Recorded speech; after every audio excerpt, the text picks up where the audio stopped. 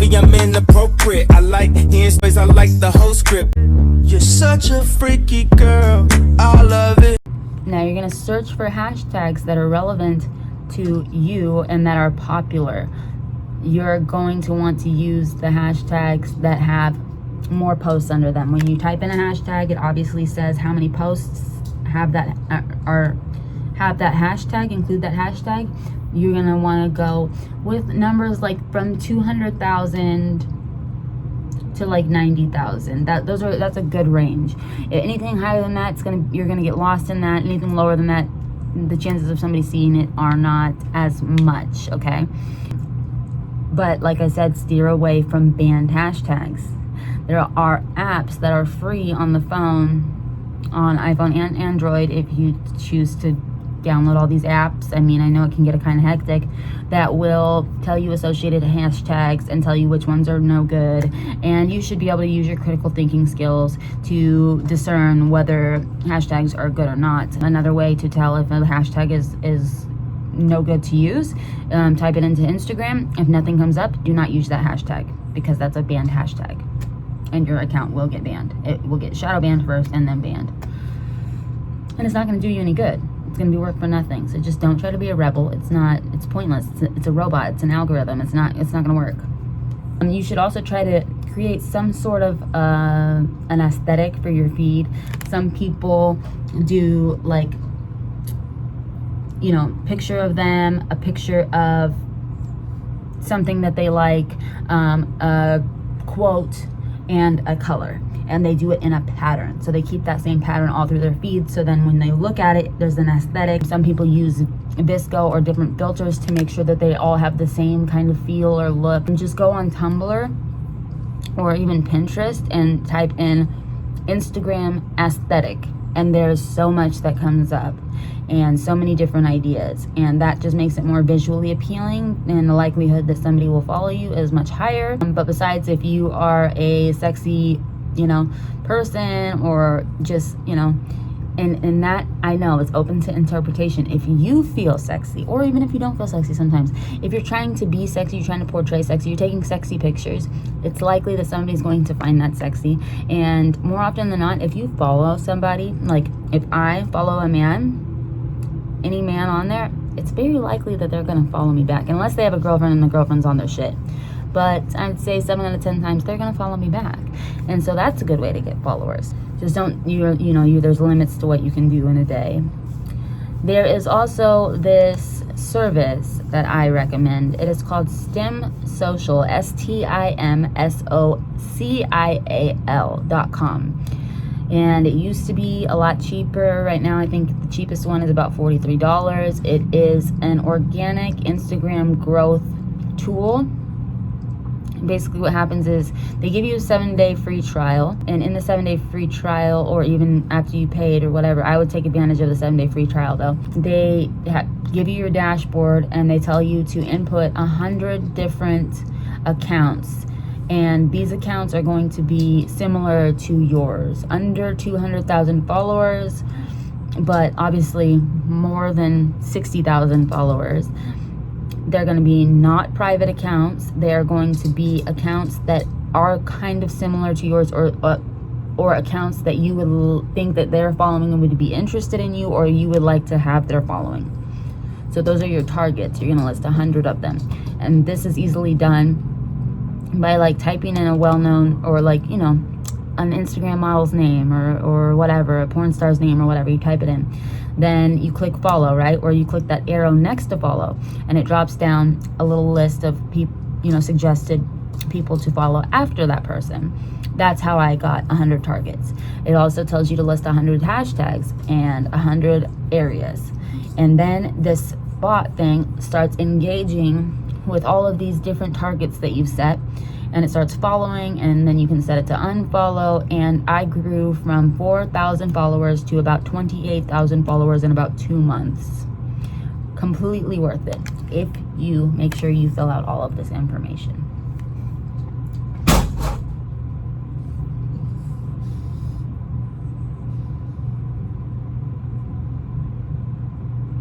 I'm just wondering what you're doing.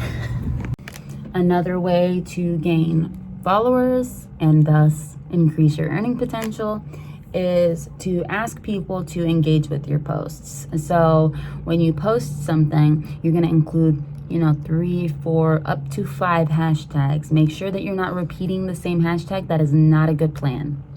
Do not repeat the same hashtags. I know that makes it more tricky. I know that makes it more daunting.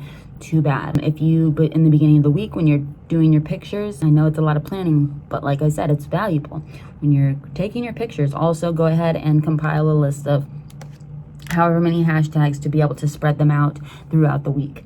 But then you're also going to write descriptions that are meaningful, that either resonate with people, that are like kind of sappy, on the edge of like motivational, on the edge of instill some sort of emotion, or ask a question. So then that asks people to engage with you. Do you like wine or beer? Do you like volleyball or baseball? Whatever, you know what I'm saying? Because then it will get people to engage. Even if people are hating, people are engaging. This is what people don't realize a lot of the time, but you're not trying to be a woe Vicky. I'm just telling you that just for information, just to store. Another way for you to increase your earning potential is to create a deeper meaning, a deeper connection with these people. So I've had people from my very first ads come to see me years later and be like, hey, I remember your ad from way back when, and you stated that you liked Super Mario, and I love Super Mario, and that's why I saw you.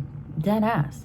You don't know how many people's houses I've walked into that are playing the movie Pulp Fiction because I wrote that in my ad one time, that I love that movie, that's my favorite movie. I've walked into countless houses where they have Pulp Fiction on the television just because they read that.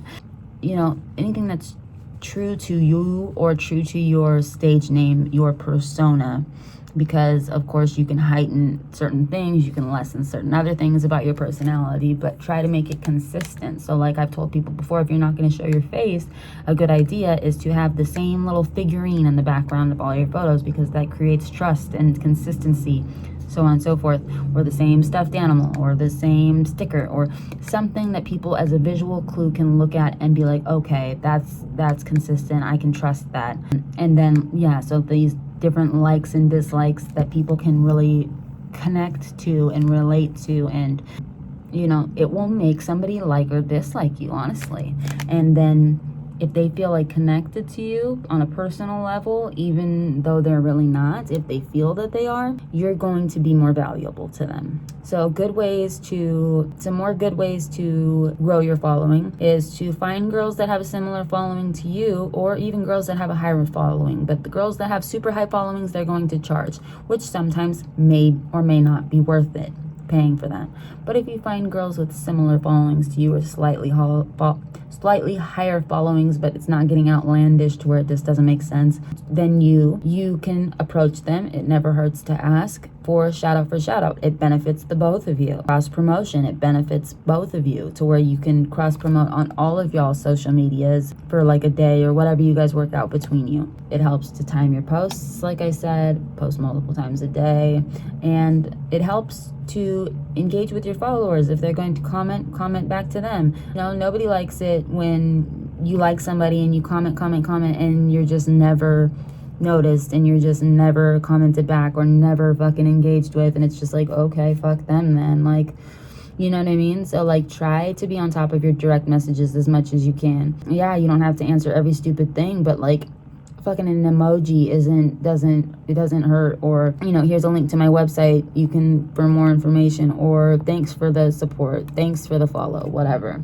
You don't have to do that every time. Like, of course, like, do it systematically in a way that's not going to affect your mental health or your personal well-being. It's not going to drain you or whatever, but don't be a dick. Like, you know what I mean? Like, make it to where people really, you're likable, okay? Another thing girls do, or cam girls or cam models, men too, do, is they hold contests. So they do the whole, oh, I'm giving away a Skype session.